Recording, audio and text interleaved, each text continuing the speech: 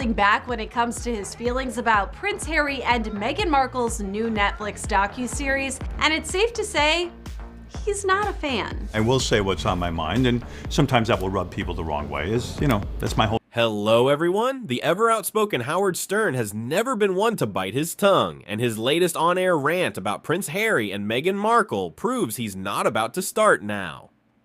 In a blistering segment on his SiriusXM show, the shock jock unleashed a torrent of criticism against the Duke and Duchess of Sussex, lambasting them for what he sees as their relentless victim narrative, staggering privilege, and blatant hypocrisy. Stern's takedown didn't just scratch the surface, it dug deep into the contradictions that have made Harry and Meghan two of the most polarizing public figures today. Please, before we continue, do not forget to subscribe to the channel. Thank you.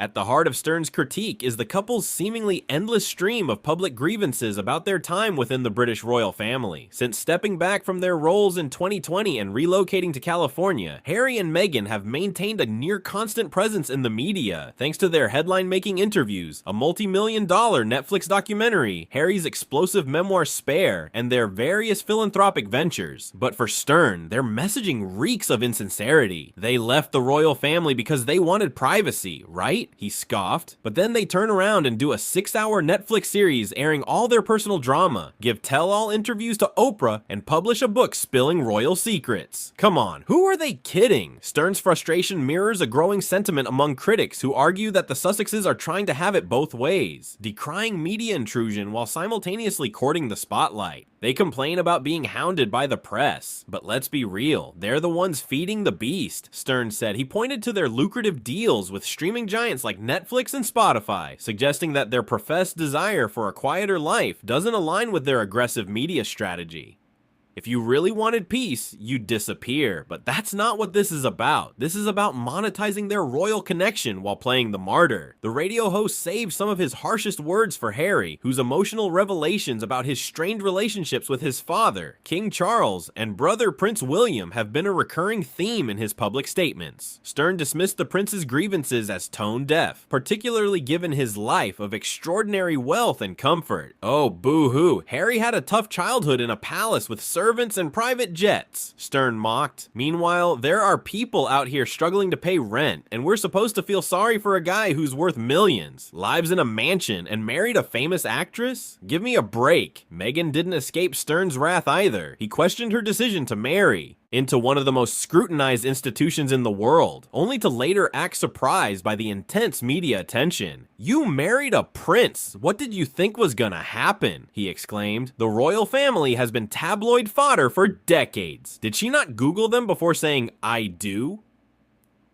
Stern's comments tap into a broader criticism of Meghan, that she entered the royal fold with a Hollywood mindset, underestimating the rigid traditions and relentless press scrutiny that came with the title. But beyond the personal jabs, Stern's rant underscores a larger cultural divide in how Harry and Meghan are perceived. To their supporters, they are brave truth-tellers who dared to challenge an oppressive institution, speaking out about racism, mental health struggles, and media exploitation. To their detractors, however, they are opportunistic celebrities leveraging their royal ties for fame and fortune while refusing to take accountability for their own choices.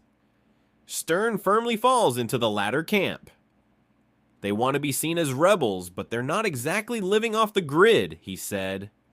They're A-list celebrities with security details, luxury homes, and million-dollar contracts. This isn't some grassroots movement, it's a carefully branded business. The backlash Stern represents isn't just coming from conservative royalists. Even some progressive voices have grown weary of the Sussexes' narrative. Critics argue that their constant focus on their personal struggles feels out of touch in a world grappling with war, economic instability, and systemic inequality. There's a difference between raising awareness about important issues and making everything about your own drama, Stern argued. At some point, you've got to move on. Of course, Harry and Meghan's defenders would counter that their willingness to speak openly about mental health, racial bias, and media ethics has had a meaningful impact, inspiring others to share their own stories. They might also argue that Stern, a man who built his career on provocation, is hardly the most credible moral arbiter, yet his comments resonate with a segment of the public that sees the couple's activism as performative, especially when juxtaposed juxtaposed with their lavish lifestyle. As of now, the Sussexes have remained silent in response to Stern's latest broadside, and they likely will. Engaging with critics only fuels the cycle of headlines they claim to want to escape. But whether Stern's take is fair or unduly harsh, one thing is undeniable. Harry and Meghan remain lightning rods for debate. Every interview, every project, every public appearance reignites the same arguments about privilege, authenticity, and the ethics of fame. In the end, Stern's rant is less about Harry and Meghan specifically, and more about the public's dwindling patience for celebrity victimhood in an era of real-world crises. We're all dealing with our own problems, Stern concluded. Maybe it's time they stopped expecting the world to care so much about theirs. Whether you agree with him or not, his words are a reminder that in the court of public opinion, the Sussexes' story is far from over, and the verdict is still deeply divided. Complaining. Howard Stern also has choice words. They come off like such whiny I gotta tell you, man, I just don't get it. And TV personality Howard Stern, the notoriously unfiltered king of all media, unleashed another verbal barrage this week aimed squarely at Prince Harry and Meghan Markle during his Sirius XM show. Never one to pull punches, Stern branded the Duke and Duchess of Sussex as whiny hypocrites who can't seem to reconcile their thirst for fame with their constant complaints about media intrusion. His scathing critique cuts to the heart of what makes the couple so polarizing. Are they courageous truth tellers breaking free from an oppressive system, or privileged opportunists capitalizing on their royal connections while playing the victim? Stern's central argument hinges on what he sees as the couple's glaring contradictions. They fled the royal family screaming about privacy, then immediately signed nine-figure deals to expose their personal lives on Netflix and Spotify. He scoffed. Indeed, since their dramatic 2020 exit from royal duties, the Sussexes have maintained a relentless media presence. From their explosive Oprah interview to Harry's memoir Spare, which revealed intimate family conflicts. Stern mocked this pattern, quipping, "They left the palace to escape scrutiny, but now they're the ones constantly shoving microphones in their own faces." His criticism echoes a growing frustration among observers who note the couple's selective approach to publicity, decrying invasive media coverage while simultaneously building an entire brand around their personal narratives. The shock jocks save particular scorn for their financial success post-royalty. "Let's not pretend this is some noble struggle," Stern argued. "They're living in a $14 million Montecito mansion while lecturing us about their hardships." He pointed to their estimated $100 million Netflix deal and Meghan's lucrative Spotify partnership, which later collapsed, as evidence that their royal exit narrative has been carefully monetized. This critique resonates with those who see hypocrisy in the couple's simultaneous condemnation of the monarchy and exploitation of their royal ties for commercial gain. Even their philanthropic work through the Archewell Foundation, Stern suggested, can't escape the whiff of self-promotion. It's activism with a Hollywood sheen, all red carpets and PR teams. Stern also took aim at Harry's emotional revelations about his royal upbringing, particularly his claims of neglect and mistreatment. "Oh, please," he retorted. "This is a guy who grew up in palaces with servants, went to elite schools, and never had to worry about money a day in his life." While acknowledging that mental health struggles can affect anyone, Stern argued that Harry's decision to air familial grievances in public, while still using his royal title, comes across as entitled. "If you hate the institution so much, why not give up the prince title?" "Oh right, because it's your meal ticket," he jabbed. This sentiment reflects a broader skepticism, especially among American audiences who struggle to reconcile Harry's complaints with his ongoing privilege. Meghan too faced Stern's ire for what he characterized as a naive approach to royal life. "She was a working actress in Hollywood. She knew exactly how the media operates," he said, "but suddenly she's shocked that marrying into the most famous family in the world comes with scrutiny." Stern's critique touches on a persistent criticism of Meghan, that she underestimated the constraints of royal life despite having ample opportunity to research them. His comments amplify questions about whether the couple's grievances stem from genuine mistreatment or an unwillingness to accept the trade-offs that come with immense privilege. Underlying Stern's rant is a broader cultural fatigue with celebrity victimhood. In an era of economic uncertainty and global crises, the Sussexes' first world problems, whether about unflattering tabloid coverage or palace protocol, strike some as tone deaf.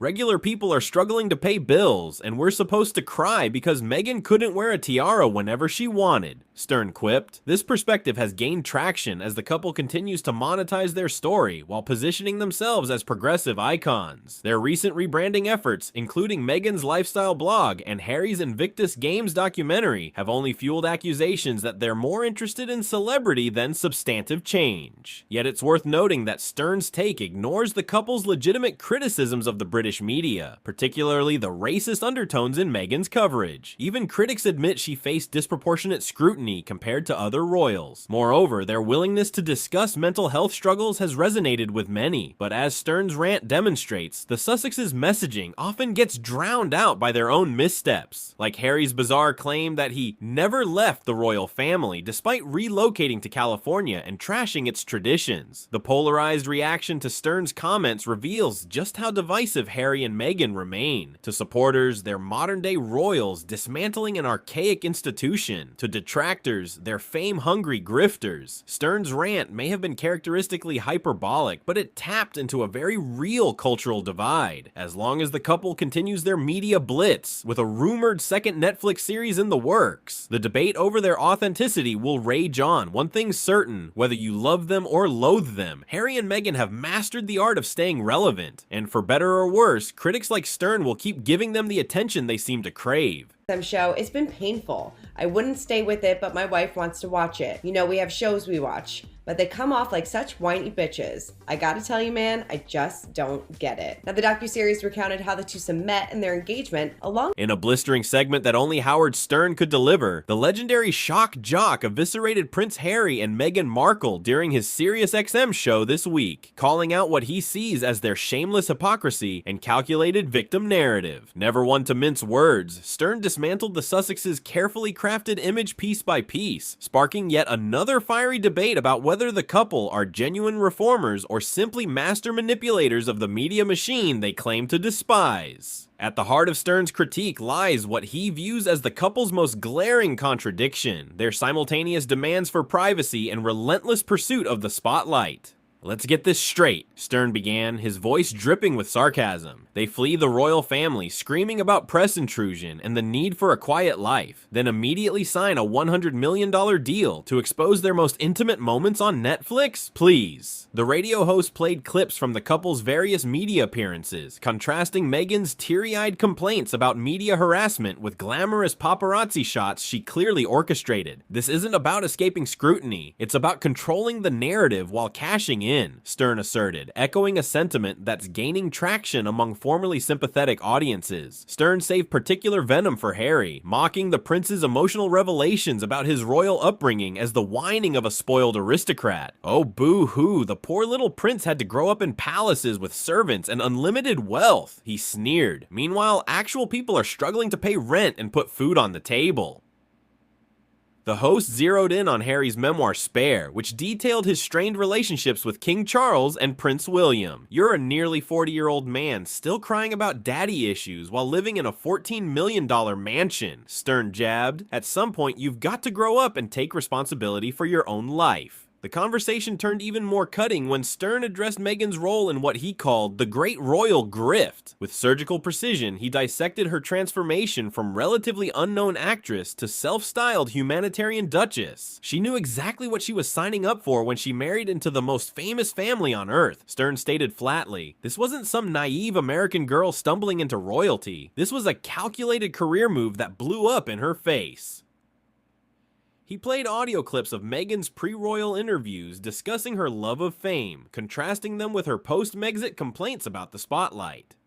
You don't get to enjoy celebrity when it suits you and play victim when it doesn't, he snapped. What makes Stern's critique particularly damaging is that it comes from the progressive media sphere where the Sussexes have traditionally found their strongest support. Unlike conservative critics who can be dismissed as royal apologists, Stern's liberal credentials give his words added weight. I wanted to like these two, he admitted, but their constant complaining while living lives of unimaginable privilege is just too much to stomach. This sentiment reflects a growing disillusionment among American audiences who initially embraced Harry and Meghan as anti-establishment heroes. Recent polls show their approval ratings slipping stateside, with many echoing Stern's frustration at their have-your-cake-and-eat-it-too approach to fame. The radio host saved his most scathing commentary for the couple's philanthropic endeavors, which he characterized as little more than vanity projects.